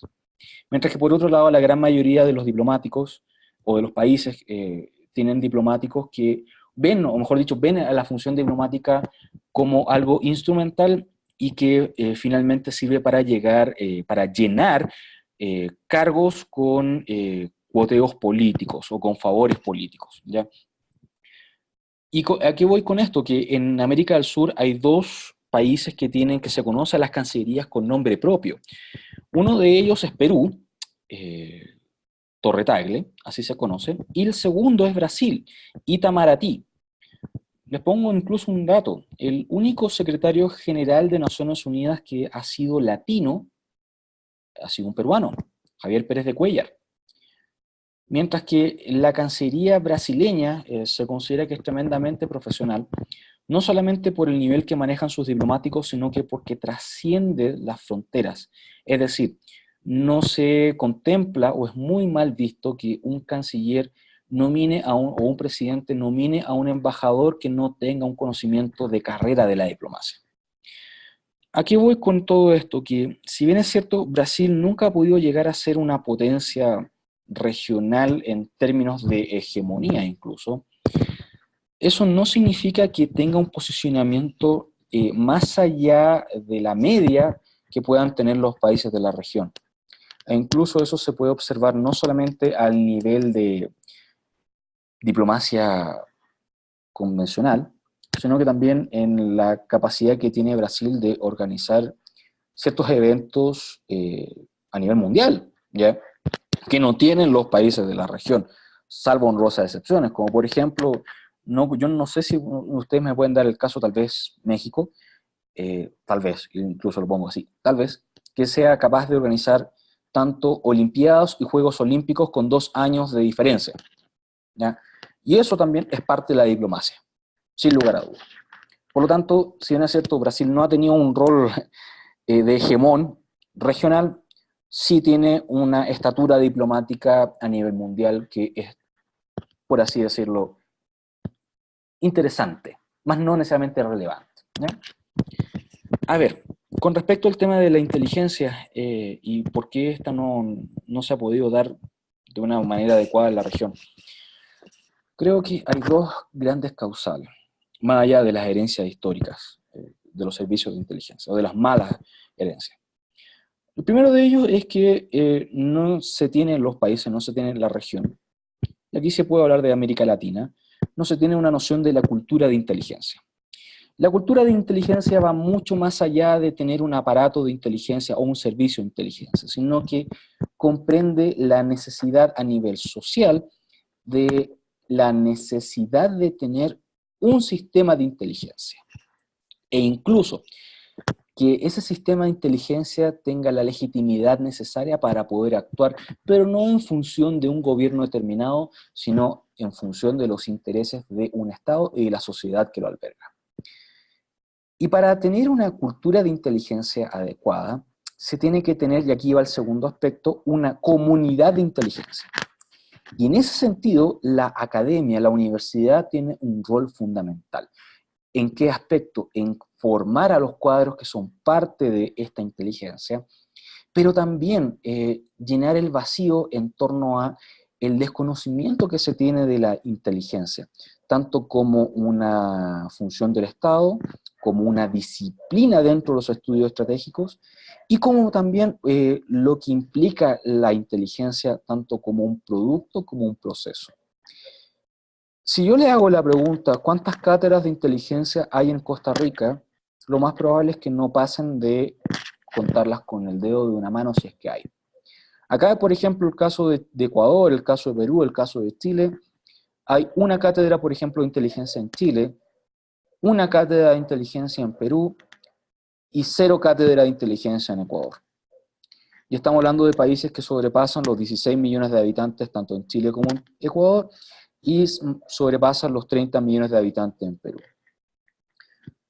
¿Qué quiero decir con esto? Que en la academia latina, dentro del plano de los estudios estratégicos, tiene una tremenda deuda, incluso lo podríamos denominar una deuda histórica con respecto a lo que es la formación de personas en temas de inteligencia. Y no solamente en el ámbito de seguridad, sino que también la inteligencia aplicada al ámbito de las relaciones internacionales, aplicada al ámbito comercial. La economía política internacional es un aspecto que es hoy por hoy clave dentro de lo que se comprende como inteligencia económica, ¿ya? Que es un concepto que está incluso asociado a estrategias de desarrollo en países de la Unión Europea, ¿ya? Ya pasando al tema de la región y la seguridad,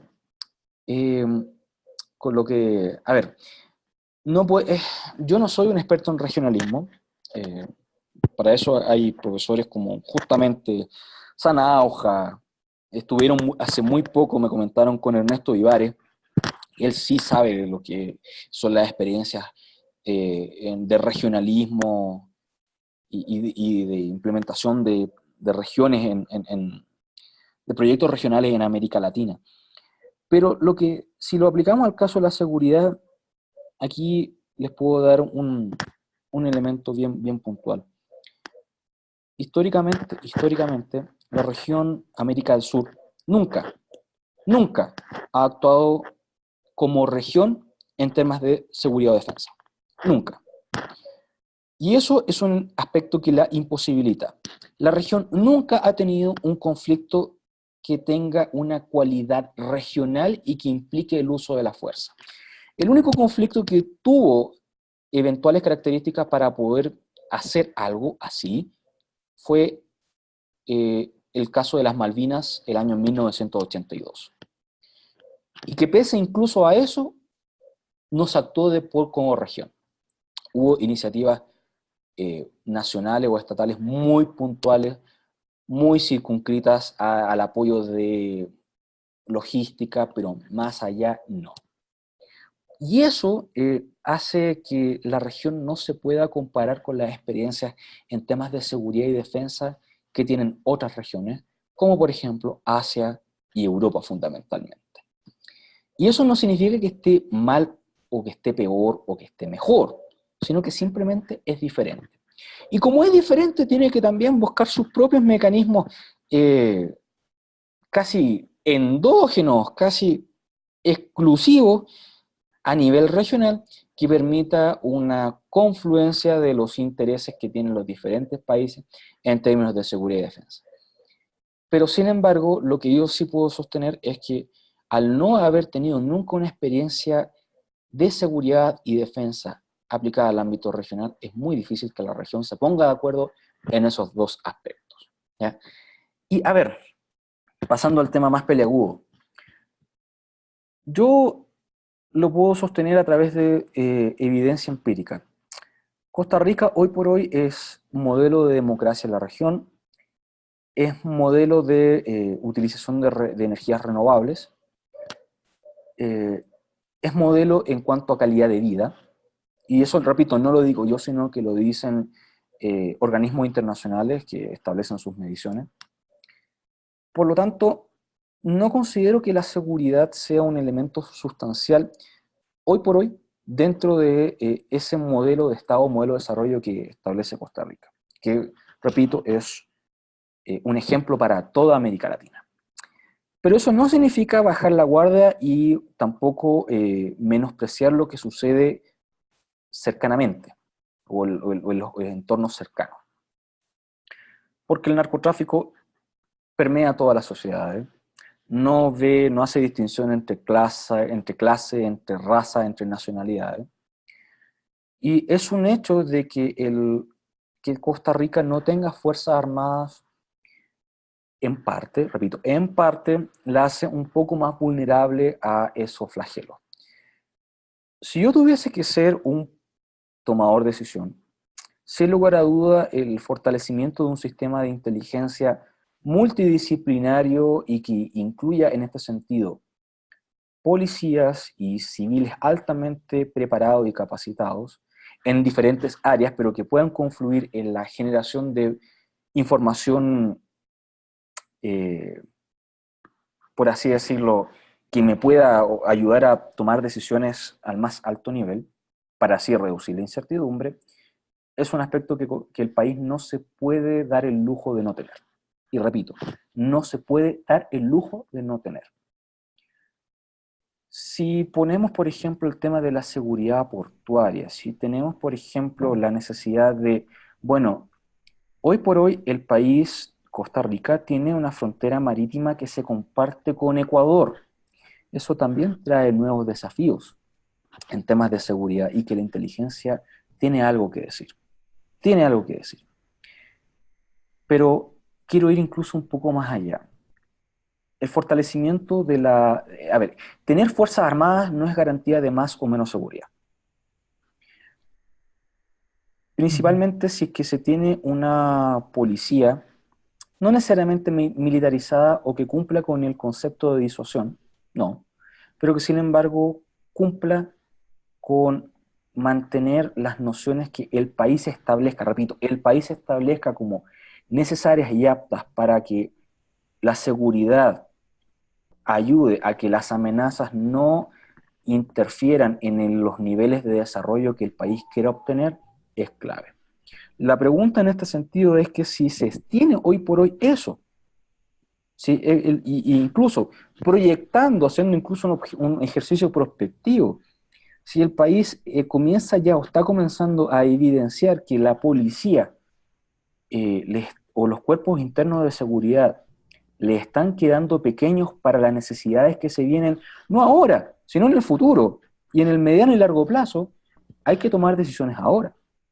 Y esas decisiones se basan principalmente en, bueno, cómo yo me proyecto en el futuro y cómo yo puedo sortear y salvaguardar las necesidades que tengo hoy por hoy y que las amenazas no me afecten, o si me van a afectar, que me afecten en el menor grado posible mis excelentes niveles de desarrollo que hoy por hoy tiene un país como Costa Rica, siempre comparando a la realidad regional.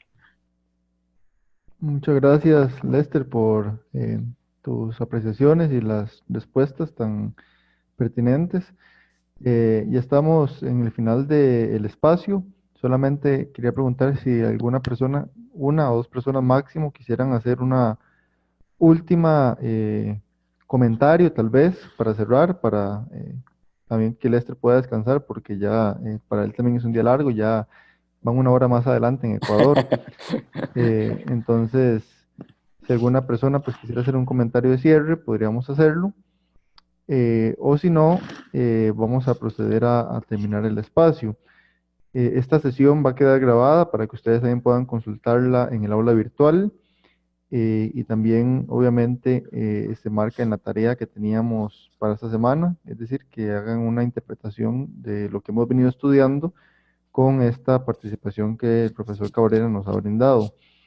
Entonces, dicho lo anterior, quisiera agradecerle a Lester, ¿verdad? Con mucho cariño por habernos acompañado en esta clase.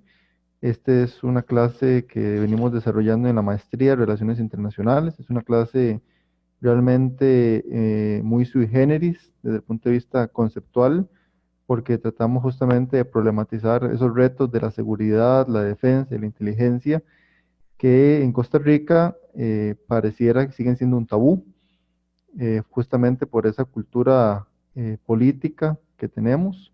Sin embargo, obviamente para estudiantes y profesionales como los que contamos en la maestría, pues es parte de abrir las ideas, de abrir el pensamiento y también de tener retroalimentación de parte de personas que vienen de otras latitudes o que enfrentan otro tipo de fenómenos.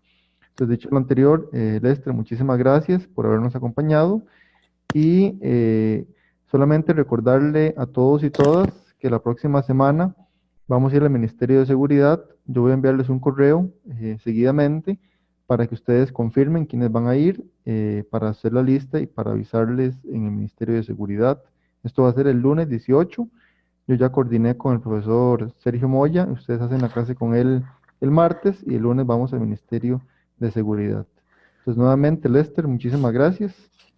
No, estimado amigo y colega, yo agradezco la posibilidad de poder interactuar por este medio. Espero idealmente, y repito, idealmente, poder visitar Costa Rica dentro del presente año y tener la chance, la posibilidad de alguna forma compartir experiencias y enriquecerme también culturalmente, ya que es un tema pendiente el que tengo de visitar tu hermoso país. Y nuevamente yo reitero el agradecimiento, estoy total y absolutamente disponible para cualquier comentario, duda, consulta, con respecto a la clase de hoy o también con respecto a cualquier tema relacionado que tengan en mente. Y también, por supuesto, cooperar siempre. Más que mal tenemos que construir entre todos academia y de eso se trata. Así que nuevamente, estimados amigos, estimadas, un gusto, un placer y aquí quedo absolutamente pendiente a las necesidades y comentarios que ustedes me den. Muchas gracias. Muchas gracias, Lester.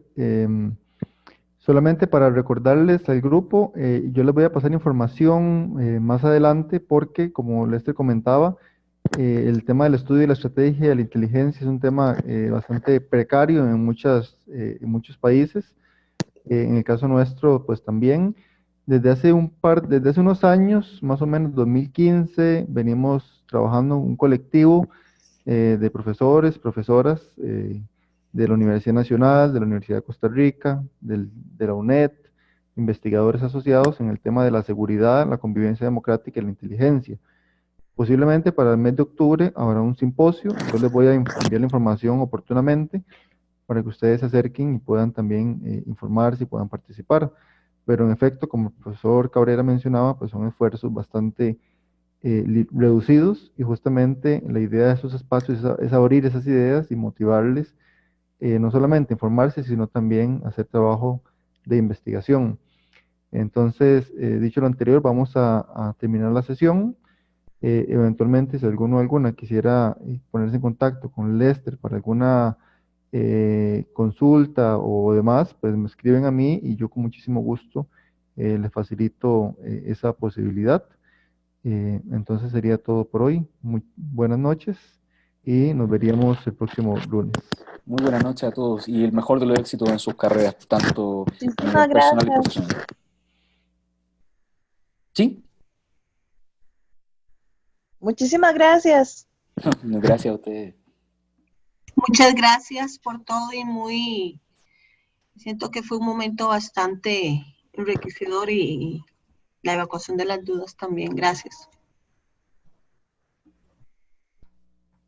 Muchísimas gracias, don Lester. Muy claro y concisa sus respuestas. Buenas noches.